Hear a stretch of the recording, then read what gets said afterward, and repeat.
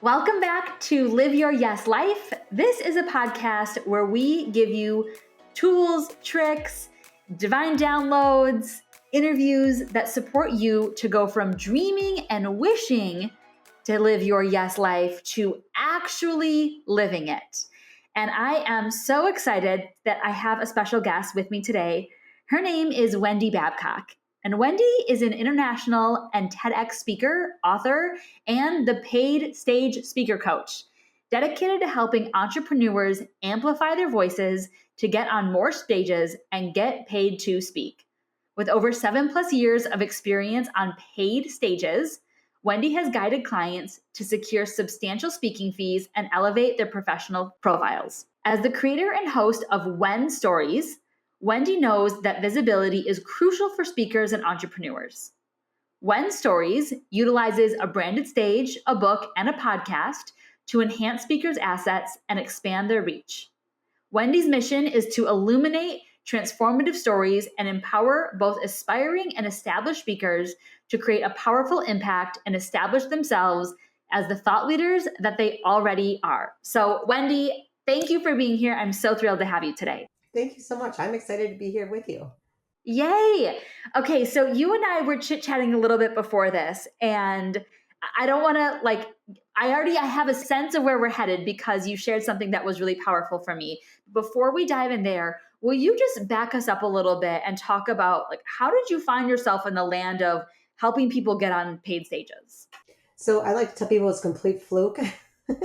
So just getting into speaking was kind of a fluke. I worked in a hospital for 20 years. I never aspired to be a speaker in any way, shape, or form, but I came upon this movement called A Complaint-Free World. And the day I found the movement and looked up the founder, Will Bowen, he had put on Facebook that he wanted to train 10 people to do what he does. He had never trained anyone to speak on stages, but this was brand new for him too. So I signed up. And I don't know to this day why I said yes to that, but I did. And I was one of the 10 out of thousands that were chosen, went through his program, got on the stages, got paid, quit my full-time job. And then after the pandemic hit, speaking engagements started to go away. And so I started to coach people who had been asking me, hey, how do I get on paid stages? And so I just jumped both feet into the coaching arena. And I've loved working with clients. Okay, I love that so much. And I know that as people are listening, at the end, we'll make sure that everyone knows where to find you because what I know for sure is that as people listen today, there are some people that are going to say, okay, I want to work with Wendy. So we're going to make sure that we hook them up with you. But there is a message that you have that I think is really powerful for everybody, whether they're wanting to be on paid stages or not. And it's something that you had mentioned to me about how you started When Stories. So let's go back before there was When Stories. The work you were doing with people is coaching them to get on paid stages. Is that correct? Yes. Okay. And then tell us about, you said that you had a business coach. Basically, you brought an idea to her and she was like, do not do that. Will you tell us about that? Yeah, and I absolutely adore my coach. She's wonderful. And I had this idea brewing and I brought it to her. I'm like, look, this is what I think my clients need. I'm seeing this kind of gap for paid speakers and all speakers, to be honest. I'm like, I think I should create this because it's not out there.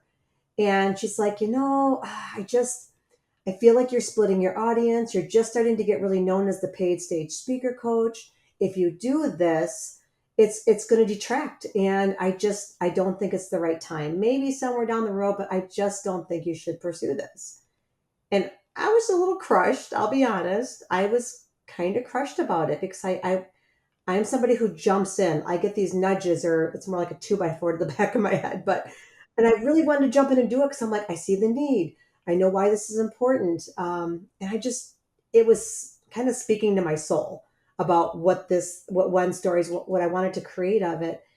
And so I sat on it for about a year. And I'm like, oh man, she said no. I just don't know if I should go against what she said. But then after I developed it a little bit more, I'm like, I had that nagging sensation again, like I have to do this. Like there's something inside calling to me, like I have to do this. And so I'm like, you know what? I'm going to do it. I don't care. I'm going to say yes to myself and I'm going to do this. I love the doing it anyway. taking Yeah. what you know is right for you and doing it anyway. And Lisa and I had a similar experience. We were getting to the end of an agreement that we had with a former business coach, and we were in a similar boat where we had an idea and we were like, this is right for us. I know that this is the path. And she was like, girls, no, like, no, ma'am, this is crazy.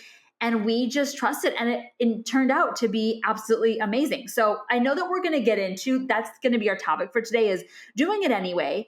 But I want people to know about what is the thing that you actually created, because it's pretty amazing. So will you tell everyone about what When Stories is? Sure. So my clients, what I was finding is my clients have amazing stories, like transformational life stories. They have gone through like the mud in their lives. And I've done that myself. I've gone through childhood and domestic abuse and lots of other hurdles in my life. And we all have these like deeply personal stories. And I thought, gosh, I wish there was a stage for this, you know? And the other part of the coin was my clients need visibility, right? Everyone wants to get on the TEDx stage. TEDx is for ideas worth sharing. I've done one, love it, amazing platform. But it's not to promote yourself. They don't, it's non-promotional. But we know that when you do a TEDx, it elevates your brand. People look at you differently. There's a perception around it. And so I thought, what if there was a stage for storytelling, those really transformational stories, and it was branded like a TEDx? So I'm like, oh man, I wish I would existed. And I'm like, well, what if I just created this? And the when stories idea came up with, I'm like, okay, what is this about? This is not a why. This is more about when everything changes, when everything changed for us. And that's how the name came out, is it's a when story. It's when everything changed. There's a before and a definite after. It's a pivotal moment in time that people can go right to, and they know when their when moment is.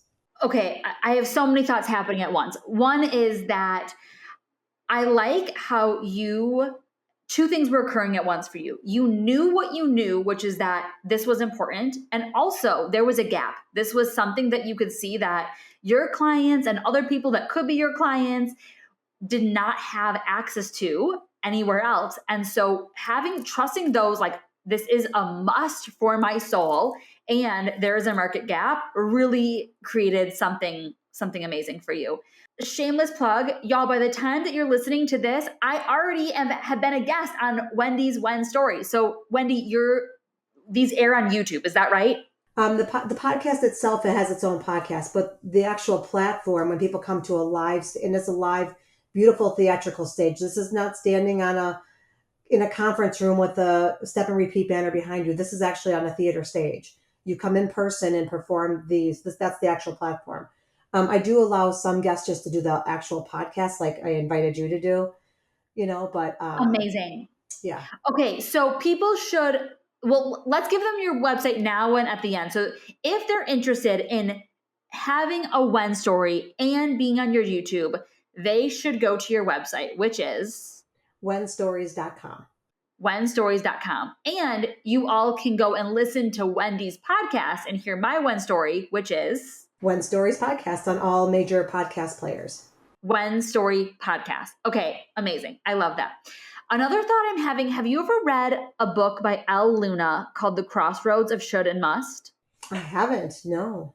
Okay, this is one of my favorite books, and I feel like there are like 3 books that I'm always recommending, and this is one of them. I probably recommend this book at least to 50 individuals a year. It's exactly what you're talking about. And definitely y'all get the hardcover because she's an artist, and so the book is just beautiful and artsy.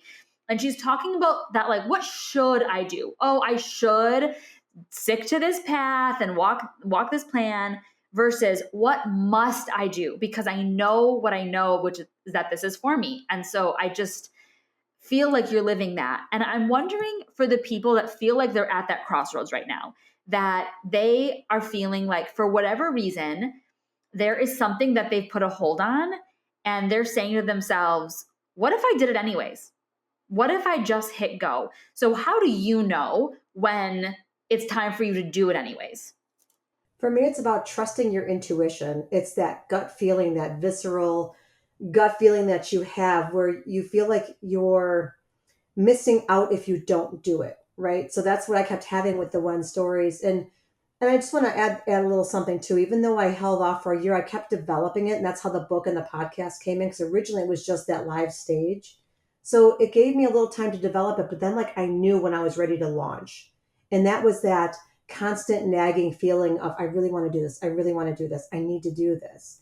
And it's like, I almost couldn't move forward in anything else until I really jumped into doing it. So it's more of a feeling and a knowing that you just have to trust. Mm, I so appreciate that. And the image that I'm having is like you had this idea for a meal and you thought, well, instead of serving it today, let me keep cooking it. Like it's simmering, you're adding ingredients to it, you're taste testing it, and eventually you knew, okay, I've got to put this out in the world. Right. It's yeah, exactly. It's exactly like that. Like you're making a soup and it's like, okay, it needs a little more of this, a little more of that. And then you know when you have it just right.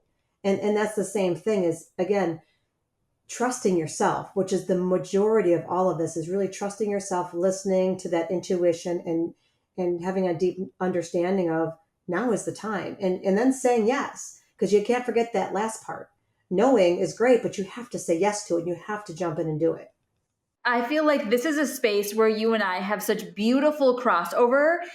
This is what both of us are doing in our own arenas is helping people say yes to themselves. Like you are helping them claim their voice and their authority and their power and be seen in this. And it just beautifully pairs with the work that we do here and in our coaching community and our Facebook group of live your yes life. Like we get to be a yes to ourselves while we have circumstances and things going on. What are some of the biggest roadblocks or resistances that people bring to you when they're feeling like, I think I want to share my story, but I can't yet because? A lot of it is around what's the word? Judgment. Because a lot of times they're very personal stories. So they worry about the people that are still in their lives and what they're going to say, what they're going to think. And the thing is most of the people in their lives already know the story. And, it's just a matter of getting on stage and speaking it out loud. And it, myself included, it was a little scary to tell my personal journey. I've spoken on stages for almost 8 years now, but it wasn't a personal journey. But I'm telling you, it was almost like therapy, like a release after I did the talk on the live stage for the first one. I got off the stage and was like shaking in the best possible way because I was like, oh my God, I actually did it. And so that's the biggest hurdle is other people's perception and their judgment and just getting through that part of it. Once you can say, you know what, it's okay to tell my story because my story matters. Yeah. That I hear comes up a lot for people. And one of the things that I love to tell my clients and people I'm in conversation with is if someone has an opinion or a judgment about you, that's their business. They are allowed and they have a right to have a thought about what you've got going on. And whatever that thought is their business. And your business is to be a yes for you, whether that is sharing your truth or speaking your story or taking the next step in whatever your journey is. And I also think that part of that comes like from a deeper place of, and will I still belong? If these people have a judgment of me, then what happens as far as how do I belong in this space? And so how do you really reckon with that and help your people Well, anchoring for the that? most part, what's really I think worked well is that there are ways to tell our story without having to go there, right? To that either calling out a certain particular person who did something to you or saying the exact thing that happened. There's ways to share your story that kind of skirt around it, so it makes it a little more comfortable for you to speak about it on stage, especially. My daughter did one of the very first. She's 28. She did her one story live at one of my events, and she was nervous about talking about the specific type of assault that she encountered. I said, you know what? You don't have to say it. You can just say I was assaulted. You don't have to say the thing that really like kind of triggers you.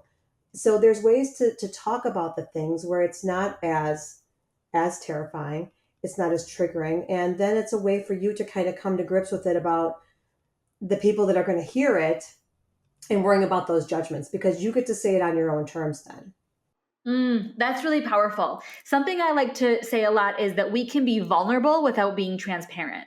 And I think of it like we don't have to be a glass vase that everybody can see every nook and cranny of what we have going on.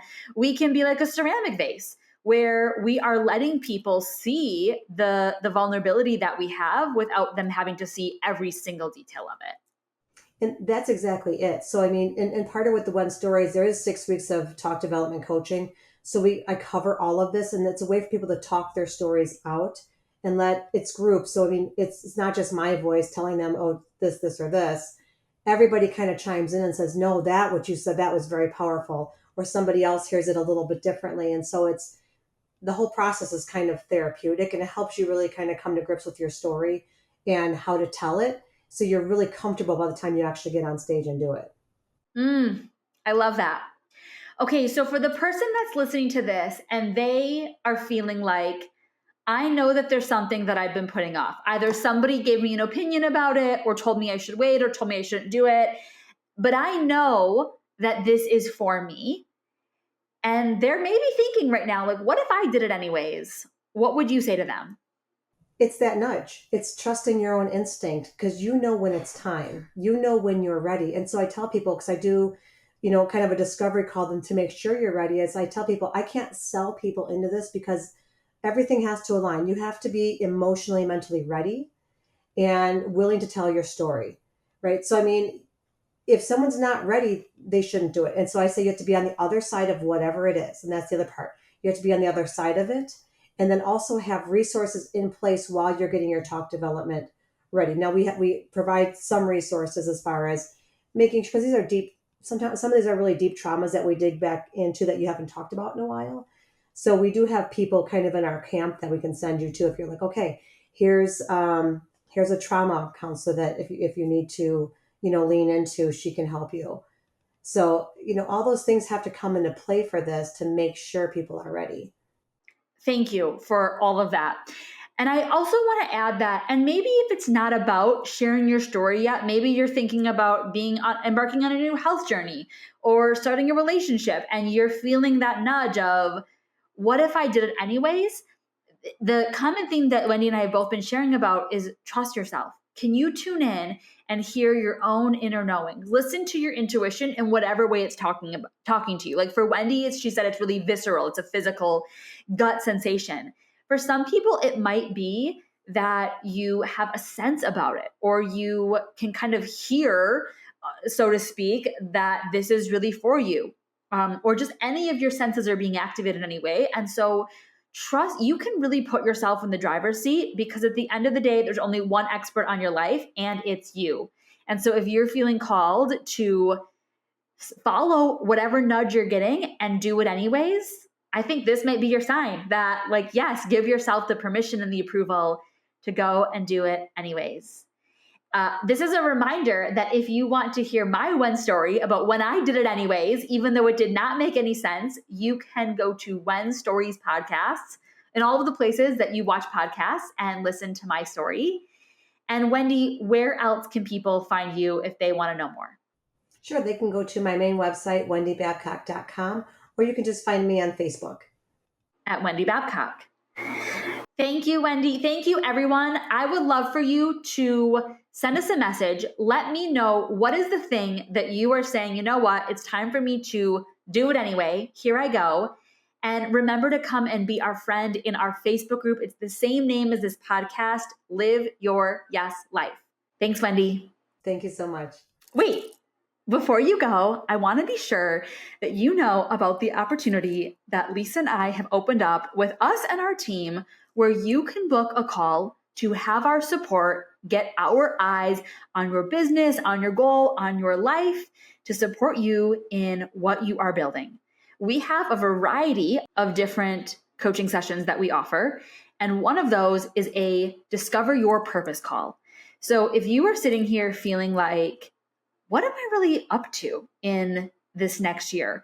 What is my purpose? What is the thing that I feel like I must be a yes for? I would love and urge you to book one of these calls, and let's have a conversation where we actually can discover what your purpose is and map out the next best step, the inspired action for you to take to move forward on that purpose. And you can grab the link to schedule that call with us in the show notes.